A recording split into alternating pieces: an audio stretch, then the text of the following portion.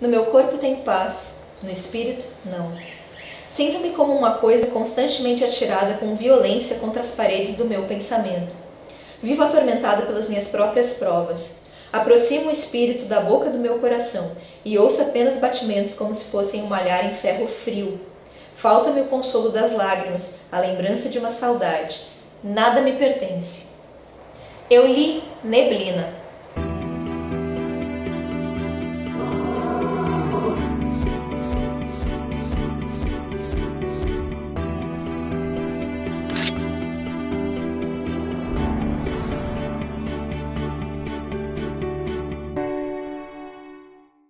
O livro Neblina foi escrito por Adalgisa Neri e publicado em 1972.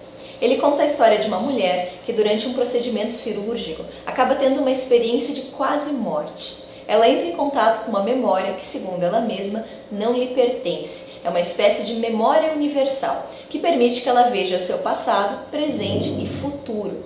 Ela chega a acompanhar o próprio velório, vê o seu corpo sendo enterrado e lentamente entrando em decomposição. Além disso, ela passa a ver todas as pessoas que sempre conviveram com ela sem nenhum tipo de máscara, embuste, como elas são. E o que se revela à nossa protagonista é uma multidão de seres individualistas, egoístas e muitas vezes cruéis. Quando a cirurgia termina, ela desperta, retorna para a vida cotidiana, mas simplesmente não consegue lidar com todo esse conhecimento adquirido, com o peso da própria experiência. E ela vai entrar em um estado de profunda apatia. Ela passa o dia inteiro sentada em uma poltrona, sem interagir com o mundo e sem se comunicar, a ponto dos seus familiares acreditarem que ela perdeu a capacidade da fala. Esse é um livro muito difícil de ler e mais complexo ainda de resenhar. Isso porque o fio condutor da trama é muito tênue, praticamente não acontece nada durante toda a história. A narrativa ela é bastante centrada nas reflexões realizadas pela protagonista em todo esse período de convalescência, de melancolia. A forma do texto praticado pela autora se aproxima bastante da técnica de fluxo de consciência, que é aquela escrita contínua que tenta simular o pensamento humano. E isso significa que nós vamos ter muitas digressões, repetições e um fluxo bem lento de leitura. Apesar do imenso desafio, muitas dessas reflexões valem a pena. E elas são muito diversas. A protagonista vai pensar sobre a vida, os relacionamentos, as religiões. Uma das minhas reflexões favoritas diz respeito aos limites da ciência, a frieza com a qual muitas vezes os cientistas dissecam a alma humana, nos tornando transparentes, vazios de qualquer mistério e de como isso é invasivo. Como em qualquer livro com uma proposta assim, a gente simplesmente não consegue absorver toda a história em uma única leitura. Então essa é uma obra que precisa ser relida, analisada em um segundo momento.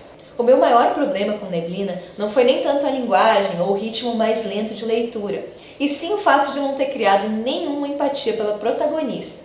E como a história é totalmente focada nela, na verdade se passa no interior da sua mente, isso acaba se tornando um problema muito sério.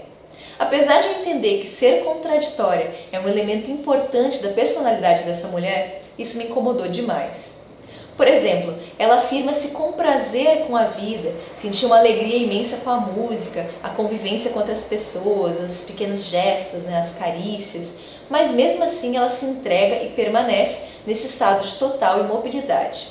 Além disso, ela é muito afiada ao julgar a sua própria família. Ela descreve os parentes mais próximos, inclusive o marido, como seres mesquinhos, inferiores, de mente limitada.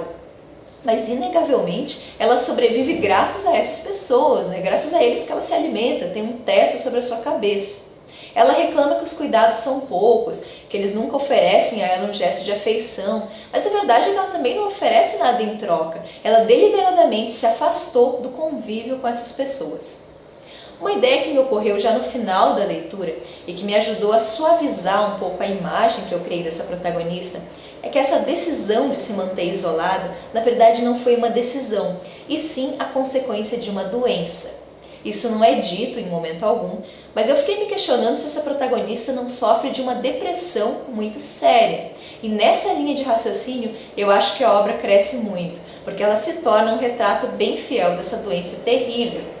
Eu pensei nisso quando a protagonista, ao ser questionada pela razão da qual ela não sai do quarto, afirma que não adianta nada ela ir para um ambiente mais iluminado, arejado, se o seu próprio interior permanece na escuridão.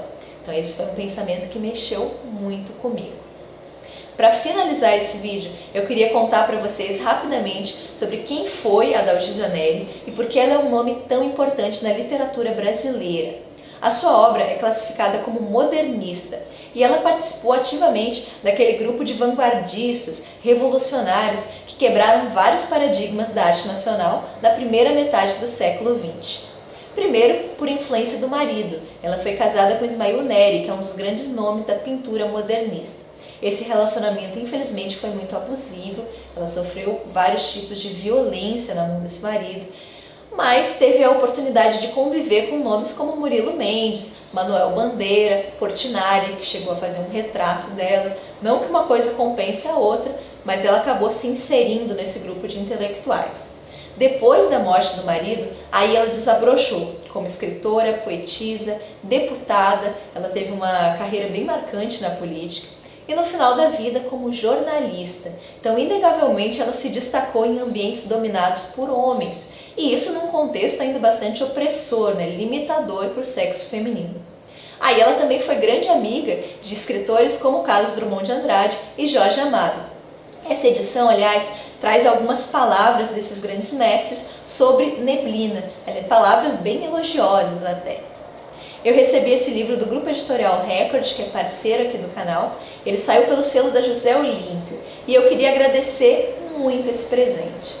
Isso porque eu sou apaixonada pelo modernismo brasileiro, é o meu período literário favorito e eu fico muito feliz de poder conhecer novos autores dessa corrente. Ainda mais a Dalgisa, que não é um nome tão conhecido, tão comentado. Então é muito louvável esse trabalho da José Olímpio, de resgatar autores nacionais e apresentá-los para uma nova geração. E isso numa edição muito caprichada. Eu adorei essa capa. Aqui tem vários extras, tem biografia resumida da autora, algumas reflexões sobre a narrativa de Neblina.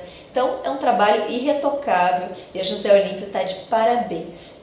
Para você que acompanhou o vídeo até aqui, não deixe de escrever se você já conhecia a Dalgisa, já leu alguma obra dela, e também algum outro autor do modernismo, Graciliano Ramos, Érico Veríssimo, Jorge Amado, os grandes nomes da literatura nacional pelos quais eu sou tão apaixonada.